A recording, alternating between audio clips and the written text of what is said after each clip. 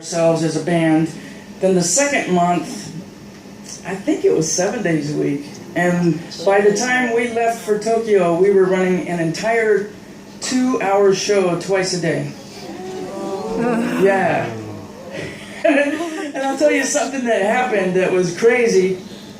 It was getting close to leaving time, and not all the costumes were done, and Michael's were not complete. But mine were, and I was supposed to, after one song, I was supposed to change my clothes, I think to play Beat It, and put on this, well, it was a different costume every tour, but it was a black leather costume, which after 3 months, that did not smell good. I'll tell you what, sweating in that thing. And in fact, we almost had a mutiny, me and the dancers. We said, look, you gotta clean these things.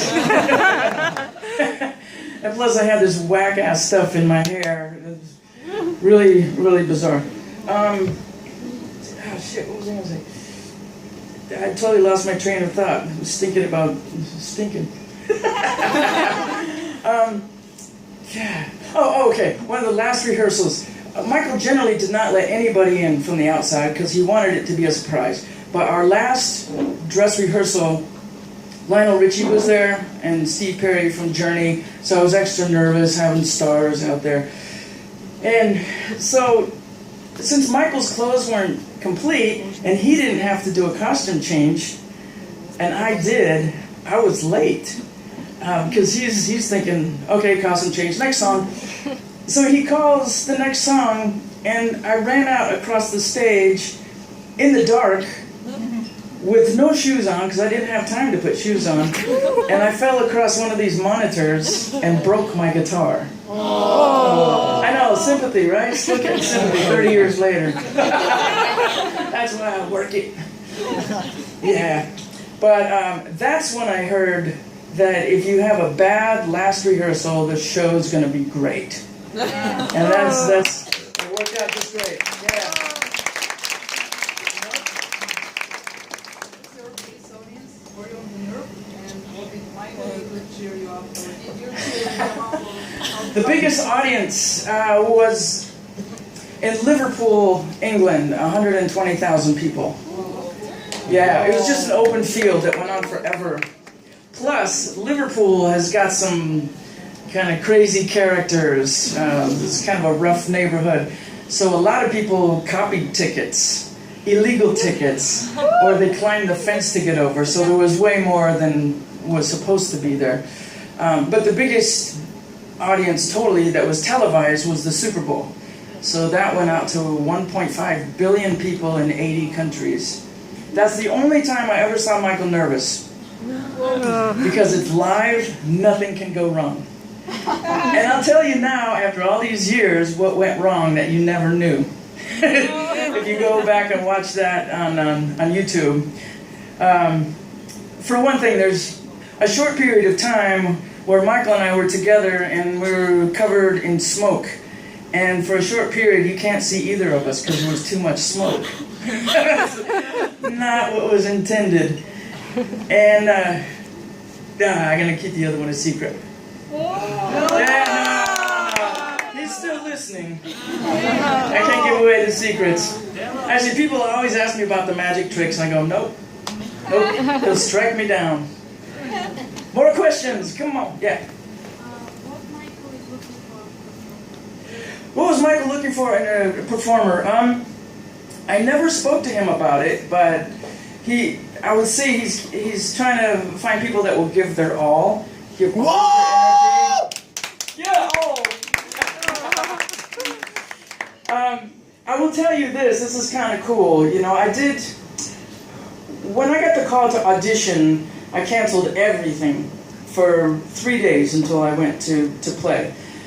And this is how long ago it was. I bought my first CD player, because they were very new in 1987. Because I wanted to hear all the parts clearly.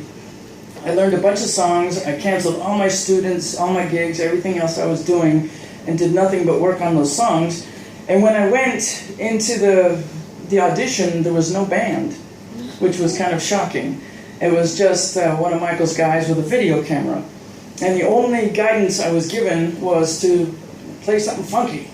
So I improvised something, Then I started soloing. Then I played, on my first record, there's a tapping worked out version of John Coltrane's Giant Steps. And then I finished with the Beat It solo because I thought he might find that useful. And I had been playing that in a cover band for a couple of years. And so I went in and did the audition. The hardest part of the audition was the camera's on. And he's going, okay, Michael wants to get an idea of your personality, so talk. Like, what the hell do you say? This is to a camera. It's not a human. I'm a Sagittarius, and I like free animals. I think it was kind of nervous and quick. Now, I think maybe 27, 28 years after that. Well, I back up. I would teach. Come home, there was nothing on my answering machine. That's how long ago it was. You had an answering machine with an analog tape. 3 days later, I came home and got an answer. Michael was interested. Come down, play with the band, and see how it goes. And nobody ever told me I had the gig. I just went and canceled everything else day after day. I'd go rehearse. Things seemed good, but I wasn't getting any feedback. Before I knew it, I had a passport and a ticket to Tokyo, and I thought, well, that's looking positive. Yeah, crazy. Lost my train of thought again. Yeah, I'm sure it'll come back like Tuesday. Couple more questions before I wrap it up. Yeah. Did Michael ever listen to Bulgarian folk song? Did Michael ever listen to Bulgarian folk song? I can't prove it, yes, but he listened to a lot of different stuff. One of his favorite bands was Led Zeppelin. Yeah, he had a huge vocabulary, huge genre to be able to do stuff like Broadway show tunes very convincingly to Dirty Diana and Beat It, rock, and everything in between. So that tells me that he listened to everything. Very open mind, yeah. I got turned on to the Bulgarian Women's Choir from Jeff Beck when I joined him, or even before. I think he was talking about it in guitar magazines, and he was very influenced by it and wrote at least one song inspired by that. Couple more? Yeah.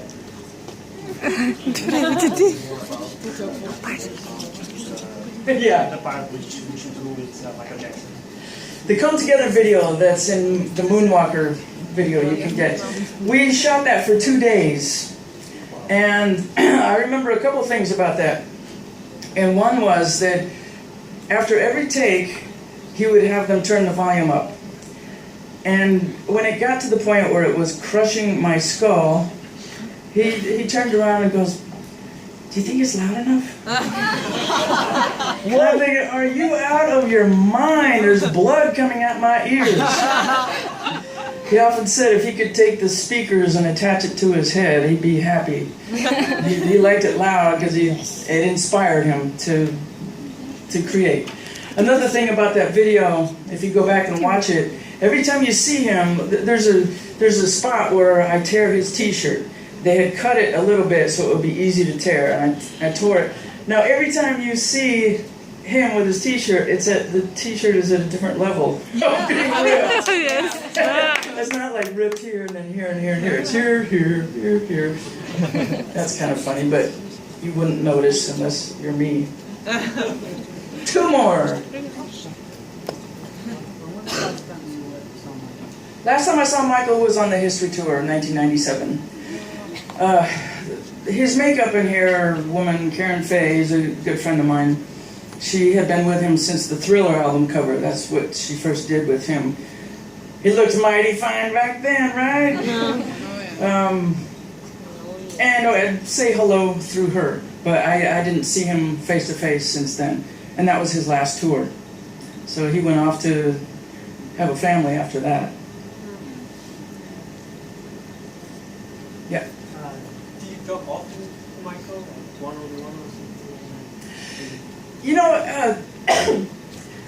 It's kind of funny if you see the Beatles, or you see films with the Beatles. It's like a family. They write together. They travel together. With Michael, there was 100 people in the entourage. We took up 3 different hotels. There was the crew that would often travel ahead of us to set up the stage in the next city. There was Michael and the security, and then there was the performers in another hotel. And at first I was kind of bummed. I thought we'd be hanging out, drinking beers, even though I know he didn't drink. And then they booked us in his hotel, and I thought, what a pain in the ass. All night long, people would be outside of his window singing Billie Jean. And I don't know how he got sleep, because that was kind of annoying.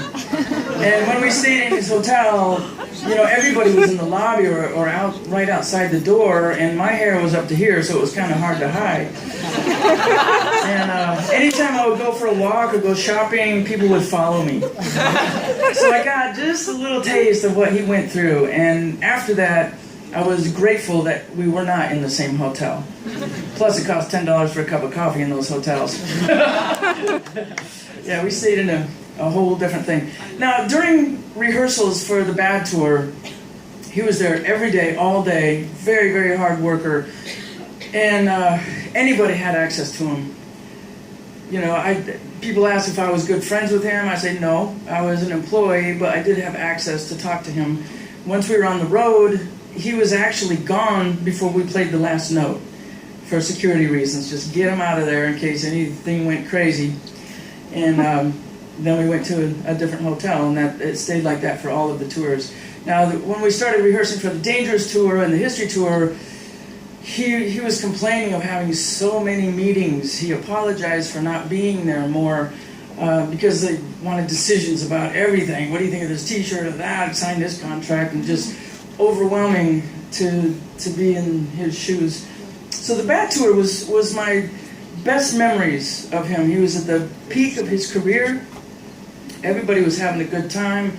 I'll never forget going to Japan. Everybody had a camera in their face. Everywhere we went, they wanted to know, behind the scenes of the scaffolding that went into my hair. That took 2.5 hours to look like that. Rock and roll ain't so glamorous. I had to get it. Well, Japan, they have very early shows so that everybody can catch the trains before they stop. So shows were typically 7 o'clock at night, which meant that I started my hair and makeup at 7 o'clock in the morning. And they would put this crap in my hair called stiff stuff and tease about 5 hairs at a time. After I was done, I'd go back to bed. And I'd wake up looking exactly the same. I could put my hand down to my scalp, and it was like a spring. It would pop back up. That wasn't going to go anywhere. So I think I'll do one more song and start drinking like y'all are.